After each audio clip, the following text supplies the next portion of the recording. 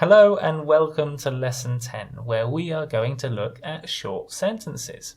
We've already talked about short sentences a little bit, particularly at the beginning of the course in Lessons 1 and 2, but here we are going to go into a bit more detail.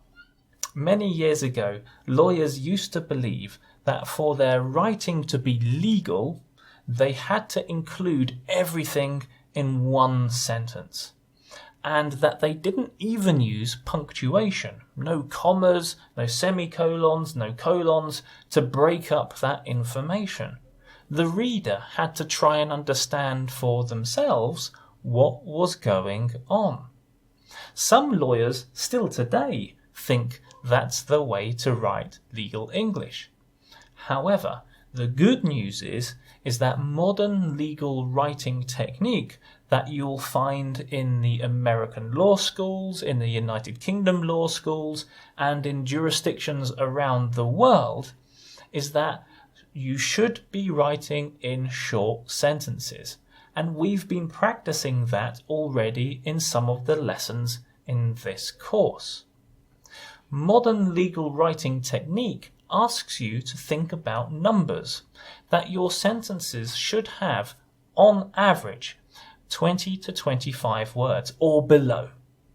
So some of your sentences will be short, some of your sentences will be longer, but on average it should be below 20 to 25 words per sentence. If that's a complicated way to think about it, another way to think about it is to think that each sentence should only have 1 or 2 points. If you're making more than 1 or 2 points, that you should include that in separate sentences. And that's what we've been doing in a number of the lessons so far. So, shorter sentences are easy to understand. They're easy for the reader to understand what points you're trying to make, and it's easier for the reader to understand how many points you're making. I hope you remember this horrible sentence from Unit 2. I won't read it out again, but you can see that it is one long, difficult to read sentence. The average is 49 words per sentence, and that's because there's only one sentence. But in our redrafted version, we created 3 sentences from that. Our meeting to discuss the merger will take place tomorrow at 5 p.m. We have to discuss the next steps and all related legal issues.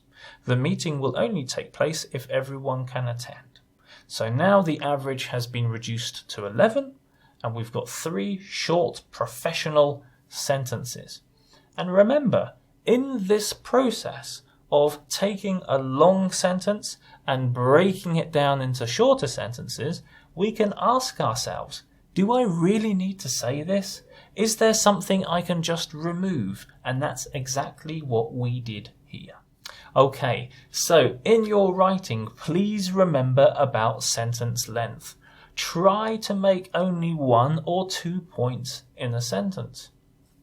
Try to keep the average number of words per sentence below 20 to 25 words. And it's okay to make changes to create smaller sentences.